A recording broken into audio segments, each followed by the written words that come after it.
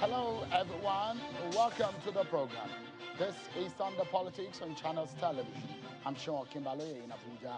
Tonight, we begin the conversation speaking with a politician who commands a huge followership in northern Nigeria, who has attempted to be Nigeria's president twice. We are at a point in Nigeria's politics that the debate is being on the quality of leadership that people need to move the nation forward. It's a major political year for Nigeria, and expectations are high. We have joining me tonight on the program a former federal lawmaker, a former federal cabinet member, and a two-term governor of Kano State, Senator Robio Musa Kwankunso. He joins us from his residence in Abuja. Thank you so much, Your Excellency, for joining us tonight. I guess it would be on Sean, a good thank you note very for much. us to. There are rumors, and now that we have you on the program tonight, it will be good for us to start in clearing the air and doing some house cleaning details so that we can get straight ahead on the focus of the conversation. First and foremost, is it true that you're planning to go to the APC or returning to the APC? Sean, thank you very much for having me.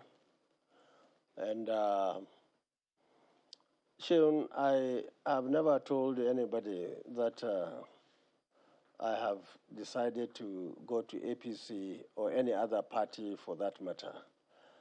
I am in PDP, and I have seen so many speculations over a very long period, especially from my brothers and sisters in the APC, claiming that I am planning. In fact, so many people have even fixed dates for me to move from PDP to APC. I think it is just a fake news. And even though it makes me feel very happy that many people in APC, those who have worked together with me in that party, those who, for whatever reason, didn't see reason in ensuring that my humble self and other colleagues were kept in the party, now are passing or sending all these sort of messages around saying that I'm leaving the PDP for the APC.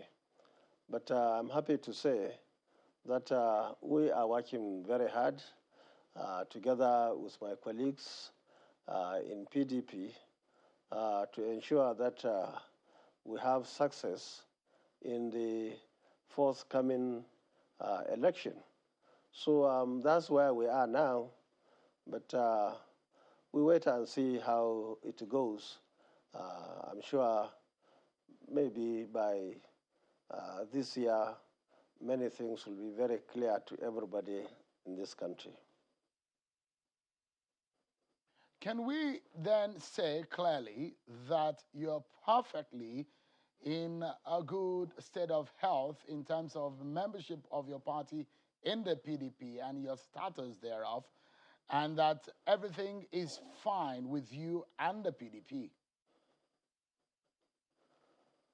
Yes, you know, politics is very dynamic, and we are working together with our colleagues in the PDP. But as we all know that some of us were in the APC and, of course, PDP. I was one of the founding members of the party in 1998 to 99 when I was opportune to be the governor of Kano State. I was also Minister of Defense under PDP. I was, of course, in the NDDC in member representing the Northwest Zone in NDDC. So I have benefited a lot and contributed a lot in the PDP. So also in the APC, I was one of the founding members or people who have worked so hard for the party to win election in 2015. So I'm happy that I know all these parties very well, and many of them are my friends, and we are communicating very well. So, let's clear it, and so that Nigerians get it once and for all. You are not planning to leave the PDP, and you will not leave the PDP. Does that represent the state of your mind and your disposition as a politician as we speak right now? Yes, as we speak, Sheun, there is no any plan for me to leave PDP to join APC or any other party. Of course, there were issues which are very clear to almost everybody that we had a Congress in April last year in Kaduna, which I felt and many of my supporters in the Northwest and even beyond felt that I was not being treated well and Kano was not being treated the way it should be. And therefore, I believe that was the beginning of those issues, to the extent that people thought because of that we would leave the PDP for APC or any other party. I am aware that so many attempts were being made by PDP to go and conclude the Congress in Kaduna. And even this new ESCO contacted me, briefing me that they are very willing to go and do the right thing in Kaduna. And that unresolved issue is still what created the room for so many rumor that is going around in this country and even beyond. So let's also then get to know, because this is also part of the story, that you are perhaps in communication with Governor Ganduje, and perhaps that your rift with him has been resolved. Is that also correct?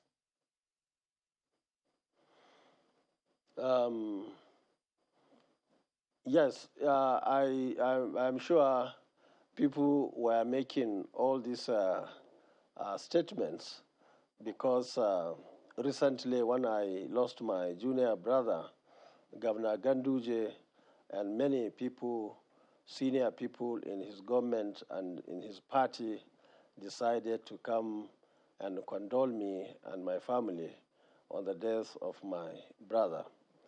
Now, this is, to me, a welcome idea because from 2015, when he became the governor of Kano, people did not see him in my house or anywhere close to that. But this time around, he decided to come. And I'm happy that he came because we believe in politics of peace and progress. We believe in ensuring success in Kano State and in this country. So anybody who was either against us or thought that he had reasons to keep a distance and now sees reason to come forward, to me is a welcome development. But it is very clear to me and everybody that there was no any discussion beyond that visit. Before I go into some other areas, quickly, I wanted us to clear some of these political matters before we go into the national issues.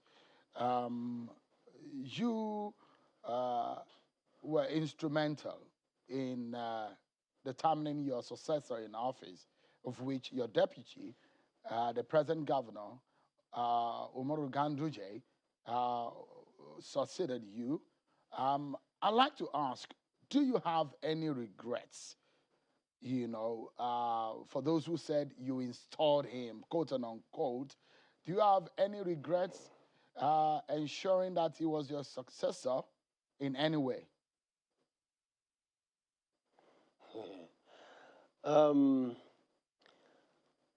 Sheung, is very unfortunate that it's very difficult to remember any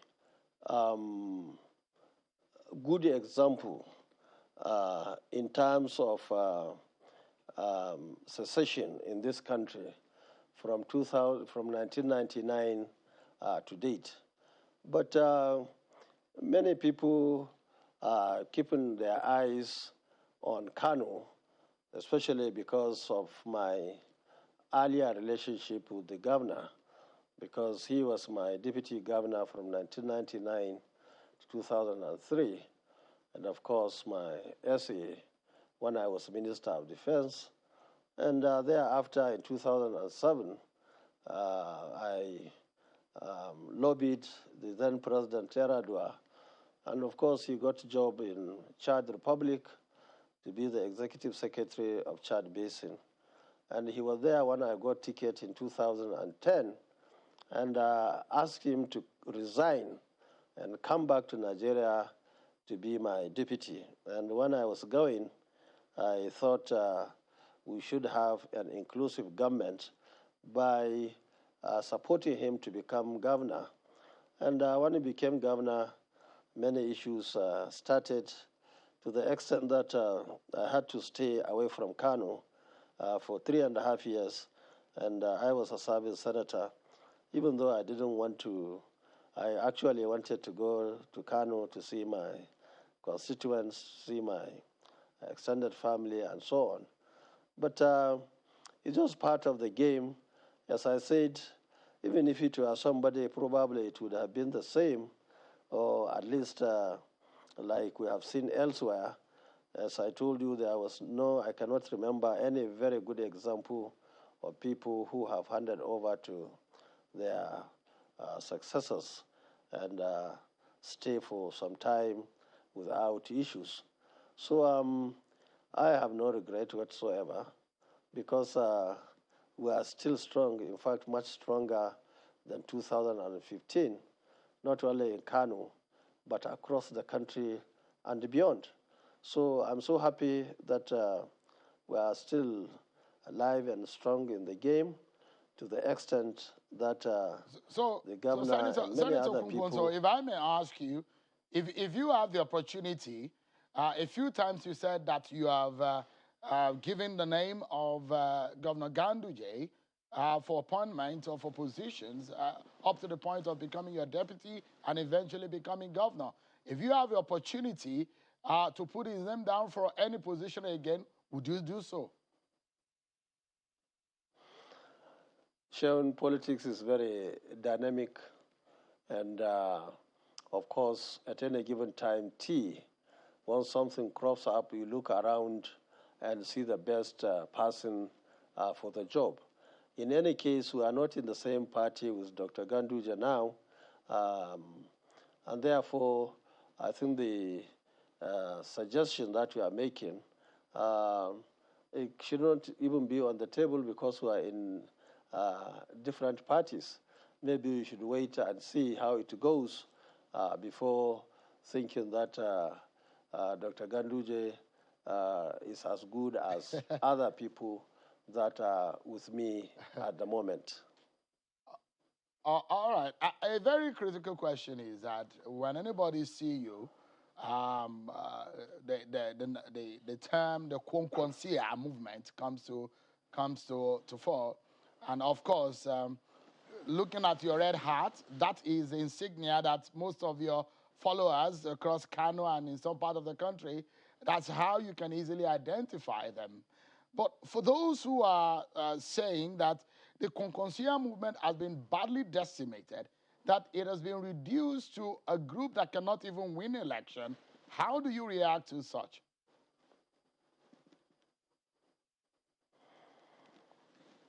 Yes, for those who are familiar with Kano and, of course, national politics, will always remember our leader, the late Malam Aminu Kano, of blessed memory.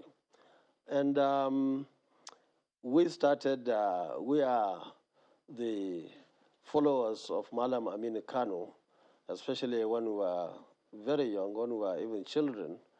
We believe in his philosophy. We believe in what he stood for, and that is exactly what Concosia also stands for.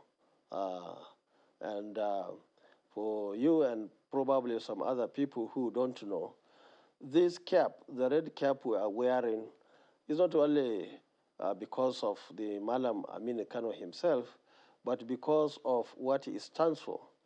First of all, as you mentioned, we use the red cap for identification and mobilization. If we go out now into any rally or any group meetings and so on, we use it clearly to say that these are the people who believe in our ideology. And the issue of ideology is very critical, especially in today's politics. You find people moving from point A to B, C, D, and so on, not knowing precisely what they stood for.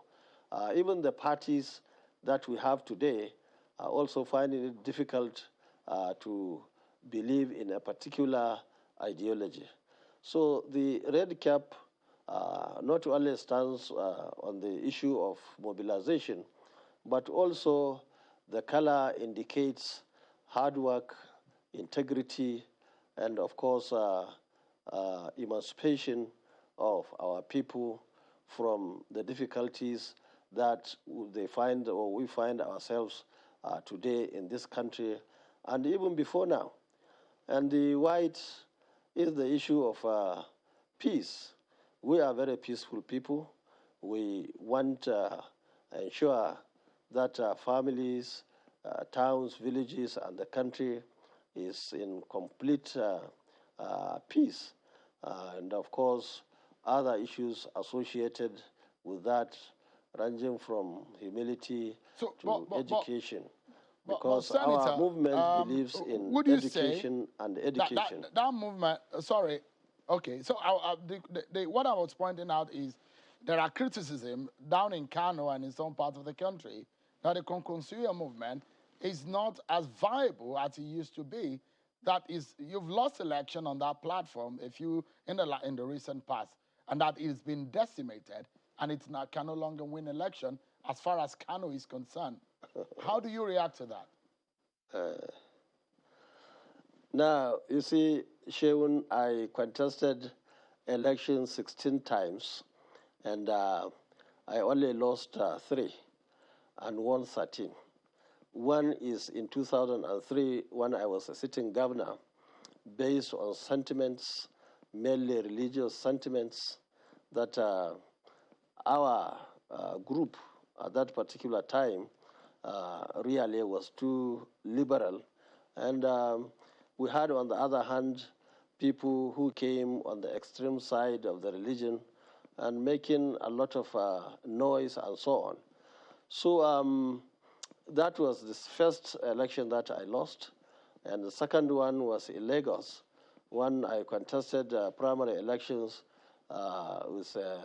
in 2015 in Lagos with the President Buhari and others, where I was opportuned to be number 2 in that election. And the third one was, of course, the 2019 in Port Harcourt.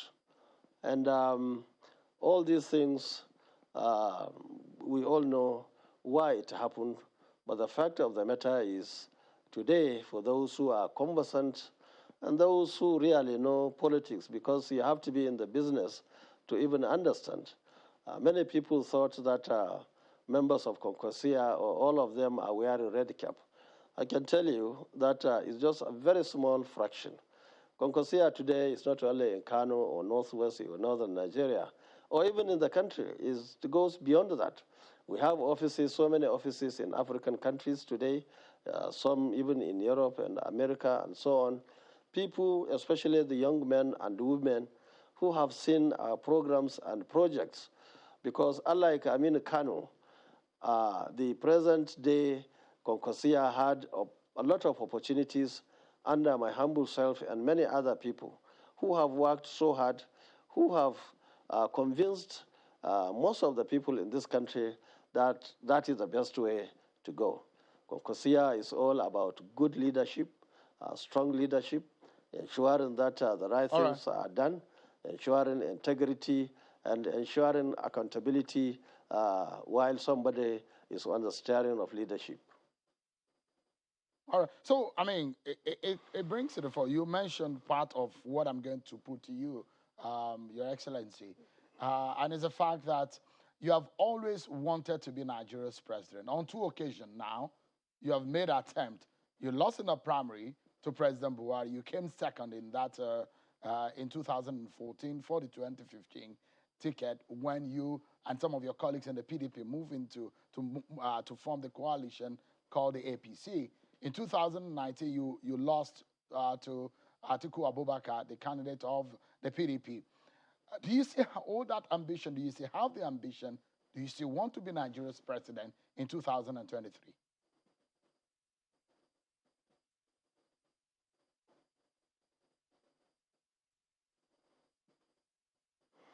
Sean, I have not heard the last portion, the question itself. What is the question, please? I can't hear you. I couldn't hear what you said. Let me come again. So I made a background. I gave a background rather to the fact yes, that I have you heard the always background. wanted to be president. Yeah. So yes, the question is, how do you still have the ambition of wanting to be president in 2023?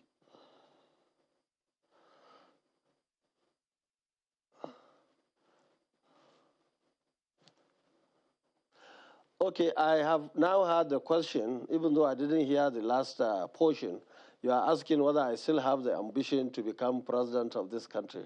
The answer is, right at the moment, I am making all the necessary consultations and contact. We have friends all over the country. We are talking to each other.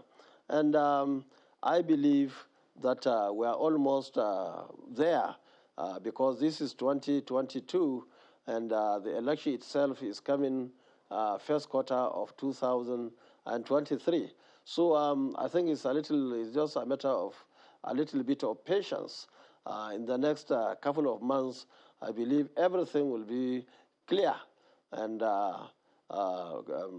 we will even invite you to come and, of course, hear our own position on the issue of contest. We don't just go into the field. I mean, like it's that. interesting. I believe it's interesting because I'd like to take you to the question of fairness that people have raised into that race. For those who think that it's only fair that there's a balance, and your party, the PDP, institutionalized the matter of rotation, and is it okay for you to think that the presidency should go to the north again this time around, considering that President Muhammadu Buhari from the northwest would have concluded 2 terms of his presidency in 2023, and he's from the northwest, from the northern region of the country. You are perhaps also from the same region of the country. For issues of fairness and equity and perhaps balance, is it fair to go back to the north?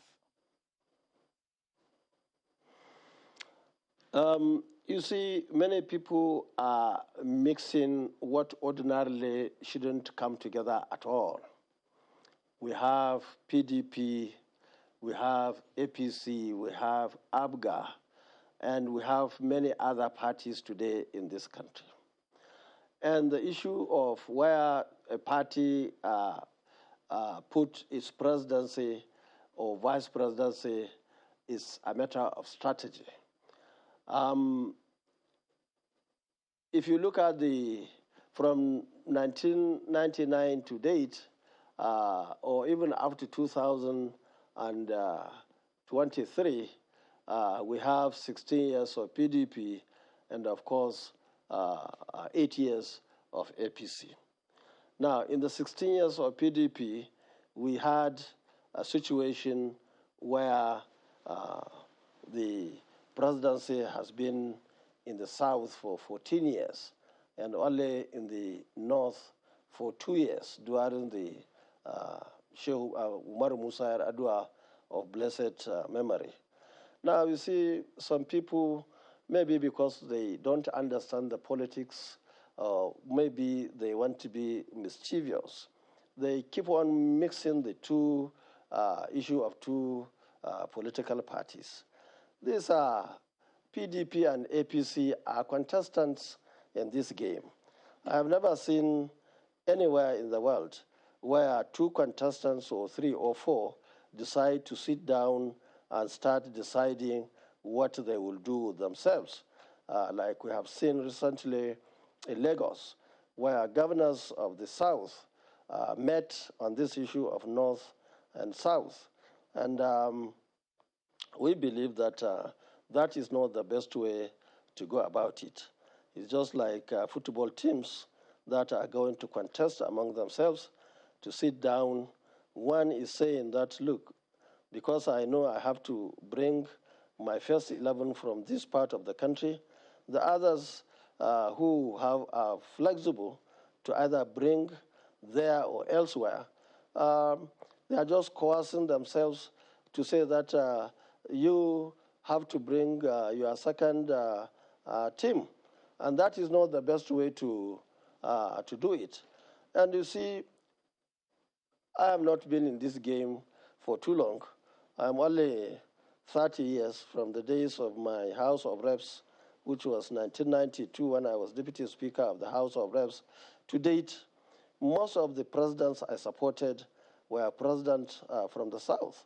You know, going by antecedents, going by our experiences, we were so lucky that I came from a state which is very cosmopolitan.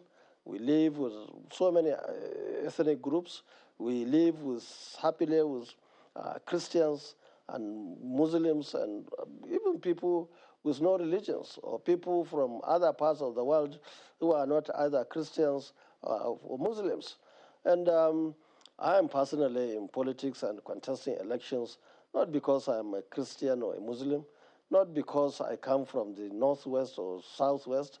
And that's why we work so hard.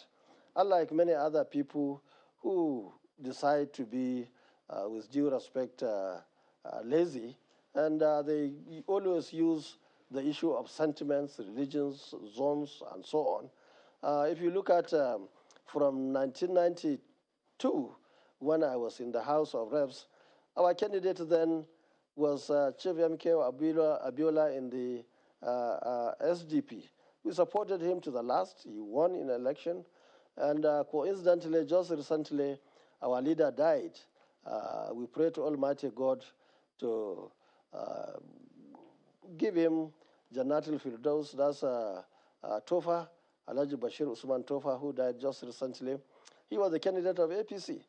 We are in the same Gandun Albasa, same polling booth, same ward, same local government. We defeated him there in favor of MK Abiola. And all this, everybody in this country also remember that in 1999, I was governor-elect when we went to Jos. Our own man, our leader, our father in politics, Boubacar Rimi, was really wanted to be the president of this country. I didn't support him. I was governor-elect. Almost 100% of the votes were given to Obasanjo, Chief Obasanjo. And he won the election there. In fact, we literally forced him to step aside in Jos. And our candidate that time won, a Yoruba man and a Christian. And you see, when people just to go to one side of the country to look like they are, intimidating or saying anything, that's not politics. The politics is let's talk together, let's work together as a party, not you go there and decide that for us. That's not how it works. Even our leader, the former president, Jonathan, we worked for him in 2011 and indirectly worked for him in 2007 when Eradua was contesting. So ours is not, I'm not in politics just because of the religion or the zone or this or that. And that's why when I saw people of different parties sitting, it's just like now you are talking of Ganduje. I wouldn't go and sit down with Ganduje in Kano and start talking of how we will field candidates in Kano and so on and so forth. We're not in the same party. When we become in the same party, then we discuss. So you see, Your Excellency, so many people don't understand how to. Sorry, I can't hear. We're due for a break, but we're due for a break right now. But I would like to take your concluding thoughts in another few minutes, but we need to take a break. But when we return, Dr. Otibe Igbuza, it will be joining me, and that's after we've taken the closing thoughts of Senator Kwonkunso, and he's going to be talking to us about the APC National Convention, the dilemma, and some of the issues that have been raised, especially with trying to unite the party ahead of February convention. Will it happen? Will it not? Dr. Otibe Igbuza is here with me in our Abuja studio. Stay with me, everyone. We'll be right back after this break. Thank you so much, everyone, for staying with us. Our concluding moments now with a former Minister of Defense, two-time governor of Kano State, a former senator, and a former Deputy Speaker of the House of Representatives, Senator Musa Rabiu Kunkunso, who has been speaking with us from his residence here in Abuja. Thank you so much, Your Excellency. I'll conclude the moments with you. Quickly, I'd like to ask you, and looking at what is happening, you're trying to give a background to all of the issues and the way you see and perceive the issues of zoning. So just in a sentence, you're saying that you don't think that North do not deserve to go again for presidency. You see, all I'm saying is that the governors and the other stakeholders in southern Nigeria and northern Nigeria should sit down and look at all the facts and figures. What is important is understanding. Nobody, either north or south, should sit down and take a decision on where presidency should come from. And I think there's a lot to be learned by what happened in the past. Obasanjo didn't go to Lagos to meet and say it has to go to the south. In fact, when we were supporting Obasanjo in 1999, many people from the southwest of Nigeria did not support him.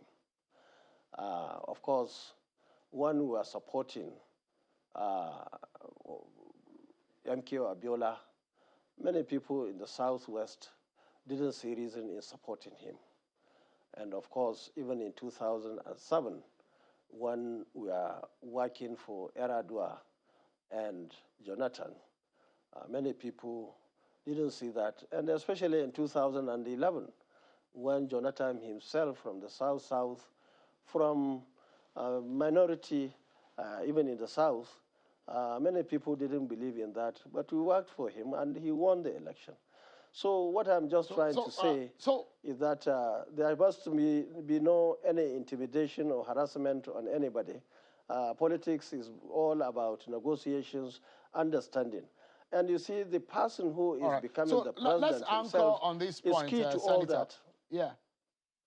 All right, let's anchor on this. Do you think that if the APC and PDP go to the polls today, head-to-head, in a presidential election, do you think that the PDP has what it takes to defeat the APC?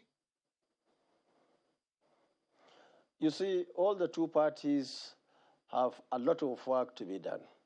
We are all aware that PDP was in power from 1999 to 2015, and from 2015 to date, it's APC.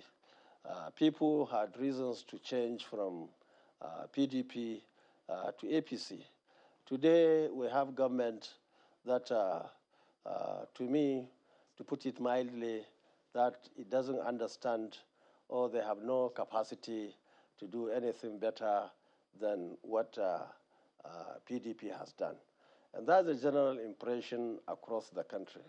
And even PDP itself is also counting on the weakness that we have seen both in government and party, the APC. And up till now, we have at least this solid 1 year in January before the election. And in politics, 1 week is a very long time, not to talk of over 12 months. So all the two parties have to do a lot of work because we have seen what is happening during elections. You find very small fraction of people who registered were going for real election.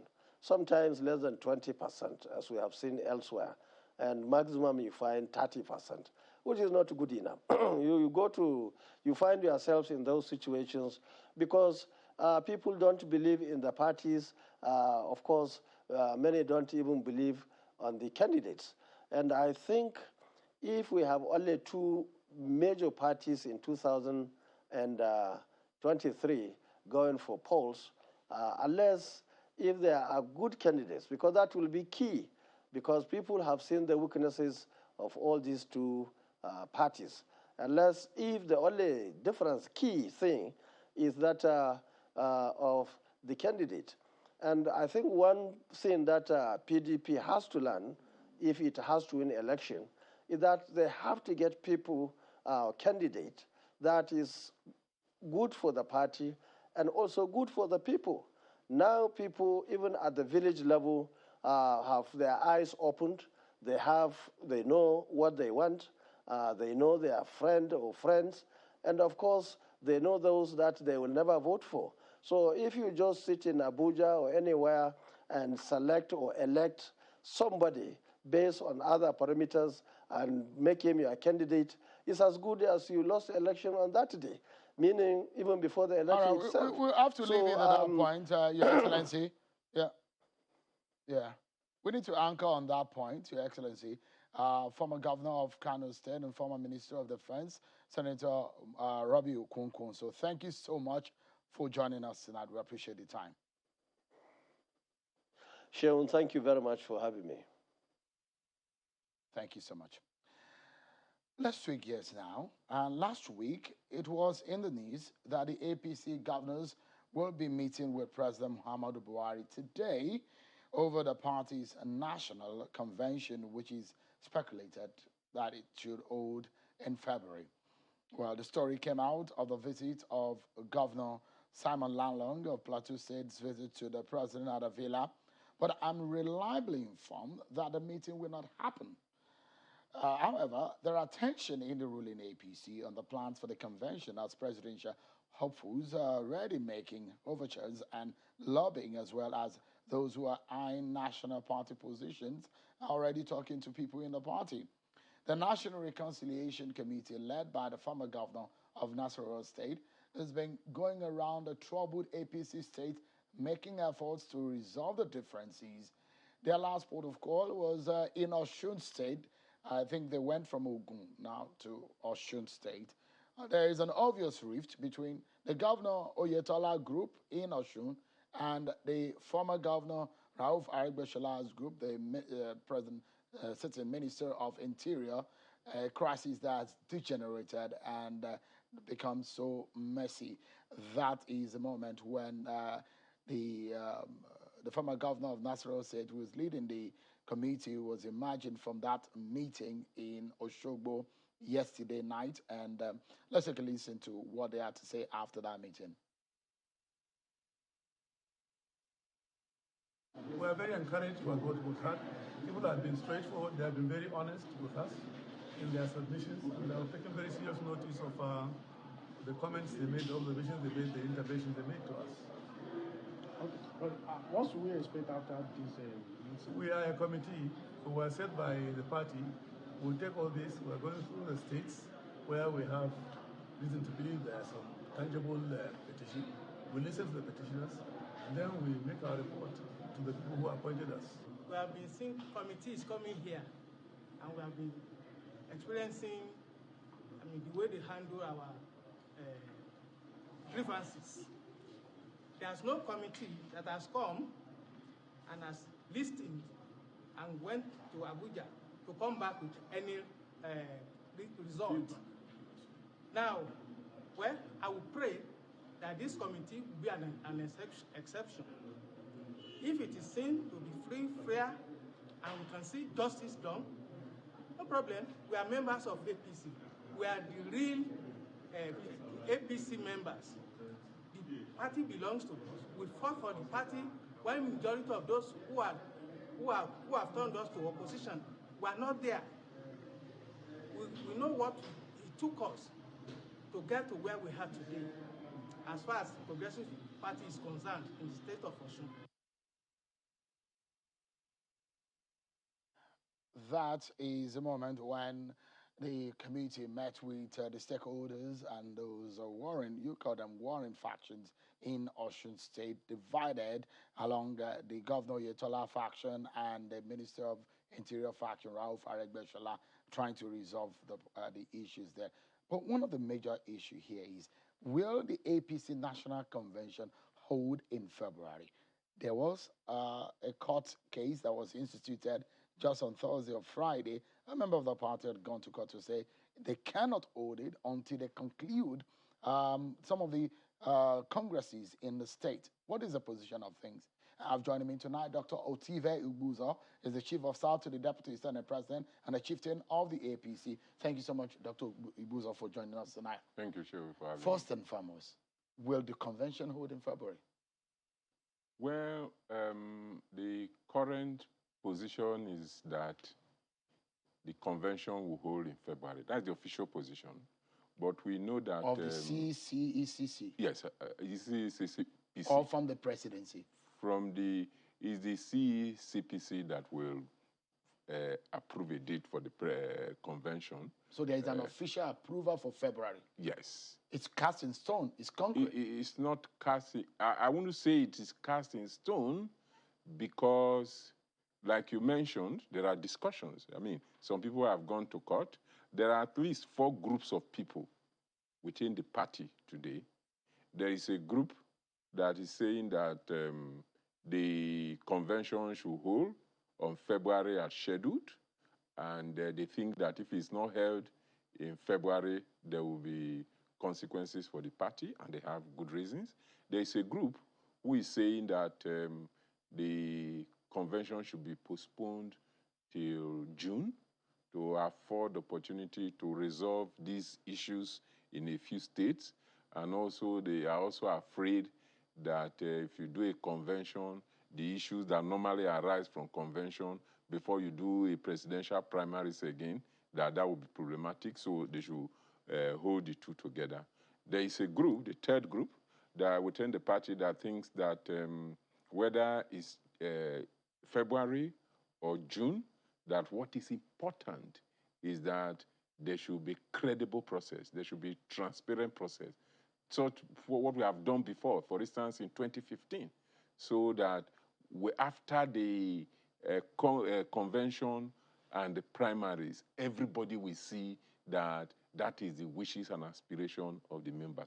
But there is a fourth and dangerous group who are not members of the parties, hired, paid agents and hirelings who are bent on exaggerating what is going on, which is a normal democratic thing within the party. So we cannot say it's cast in stone. And as at the moment, the status is that discussions are going on within the party. Different groups are having discussions. In the final analysis, I believe that the party leadership will take a position that will be in the best interest of the party. And that is probably a February convention. Well, one cannot say with certainty what the decision will be right now. But what I'm saying is that discussions are taking place. There is, discussion across board. Because your opposition, PDP, has been taunting your party that your party is not even capable of putting up a convention. The fourth group that I said, PDP held its convention. After the convention, they are holding state congresses. That is not the normal thing. But they are saying, I mean, they've had their convention. Yes, But they're saying that your party does not have the capacity to hold a convention. You see, Shehu, this party has held conventions before. Remember. Why is it difficult to do that now? No. It's not difficult. It's normal. You know what? The disaffection. But you know what happened. You know what happened before PDP held their convention. What do they do to their national chairman? What is the matter? Is not still in court. So that is not. PDP cannot be used as a standard for measuring how to run a party. I mean, it's laughable. But can your party be used as a standard? Of course. You see, with the disaffection going on. No, what disaffection? These are normal. No, what I want you to understand is this. APC, as a party, has an ideology which is anchored on social democracy. If you look at the constitution of the party, it says APC will be made of members who are true progressive and patriots. And all over the world, such people who are true patriots and true progressives, radicals, activists, there's always debate. And that's what politics is all about. You know, in PDP in Delta State, an aide just complained that the Christmas gift he received and the rice was not enough. The following day, he was sacked. You can't see that in PDP because it's in APC, because it's a democratic party that allows debate. Remember how APC was formed? That it came from a conglomeration of 4 parties. And the members are adept at negotiations, at discussions, at coming to a consensus. That's what is going on. And remember, APC as a party, all the former national chairmen are still members of the party.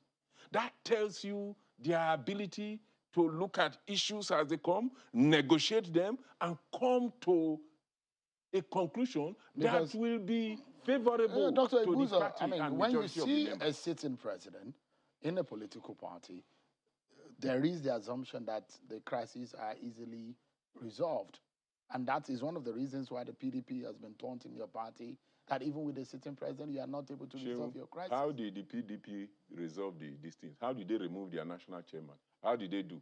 I mean, so PDP cannot be used as a yardstick. I wanted to focus on your party. Yeah, that's why. But you are bringing PDP. No, because they are the ones that are criticizing. That's what I'm and saying that your party is enmeshed in all of these troubles. It's not enmeshed in trouble. In several of the states, the state congresses are not held. In every political party across the world, there are debates, especially when you are a ruling party and the incumbent president is not contesting. There are many issues because the candidate that emerges from APC as the candidate for the presidency, more than 60% of the work is done. You can see, as a party, sitting governors of PDP are joining APC and they are wanting to use themselves as a standard. That brings me to what the president said, the interview we had with him. When we asked him about his successor, and he said he wouldn't want to, I don't know if we have that soundbite, and he said he wouldn't want to mention, and that is already tearing your party apart, the ambition. I probably would like the producer to put up some of the names that have been thrown up, and I'd like you to take a look, because how difficult is it going to be for your party to be able to resolve on who fly its flag in 2023? For the PDP, the names are there, the likes of Atiku Abubakar, Bukola Saraki.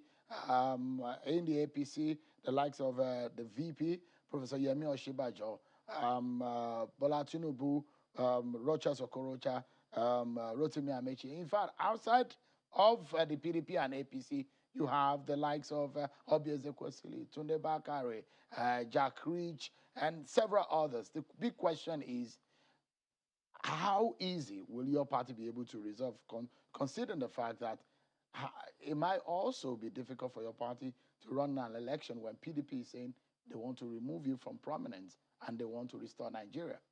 You know, if this party has not done that in the past, then you see it will be extremely difficult. the party has a constitution and it follows the constitution. There are 3 ways by which the party can choose its candidates: through consensus, through direct primaries, or indirect primaries. In 2015, the party did primaries, and you remember the big names of all the people, including His Excellency that you just interviewed. There was a process, a transparent process, and after the primaries, all the contestants joined hand with the president to ensure the victory of the party. The party is well adept in managing this kind of contentions. Can your party go to the election as we speak right now and boast of winning election based on the promises your party have made and the performance of such promises to Nigerians? Can your party boldly go to the Nigerian people and say they want their votes right now? Yes, because you see... So you think that they've delivered? If they have not delivered to a significant... I don't think they have delivered completely. We all know the promises that was made. There were huge challenges. But given the challenges that was had, they have delivered to a reasonable extent that they can have the confidence to explain to Nigerians areas they have delivered, why they have not delivered in certain areas, the challenges, and then what they will be able to do if given another chance. Because clearly, how do you know the health of a party? In our own climb, we know the power that governors have. When governors from other parties, especially the PDP, are joining the APC, that will tell you the perception. And, you know, Shehu, there are many determinants of winning elections. You know, performance is there, the candidate that is produced is there, and the general perception of the people. Which of the candidates that we put up today do you think can get your party? Nobody can answer that question. Or which of them do you think is formidable enough to be able to defeat the opponent? They are all good candidates. The party leadership and the party membership will sit down and look at all of them and then choose the best that will be able to deliver to Nigerians. Where I agree completely that Nigeria face a lot of challenges. Some of the promises that were made in 2015, we have not been able to achieve them, but there has been a lot of progress. And the most important, Buhari has laid the foundation for whoever is coming to build upon. And so I don't think there's any challenges, whoever emerges. But the important thing, which is what we are trying to guide against. PDP taunting us is to goad us into problem. But we are more sensible. We understand the issues, and we have the experiences of managing these things in the past. We'll see how that pans out, because, I mean, we see it's just this year. It's just this year. Everything is lumped on this year. You need to resolve your crisis. You need to go into primaries. There's no crisis. That's the point. There are crises. No, there's so no why crisis. did you have a reconciliation committee? You have a reconciliation committee. There are differences. Why do you reconcile when there are What no is crisis? There are differences. There are differences. When you have ministers and governors that are disagreeing. If you have any political party that there are no differences, there is no contention, then it's not a political party. Dr. Otibe, every political party, there must be contention. So the contention is because of the fact that the political party is the party out of time now. Dr. Otibe Igbuzo, who is the Chief of Staff to the Deputy Senate President and Chieftain of the APC, thanks so much for clarifying these issues. Thank you so much. But that's our show for today, everyone. Many thanks for watching. I'm Sean Wakimale. Bye-bye.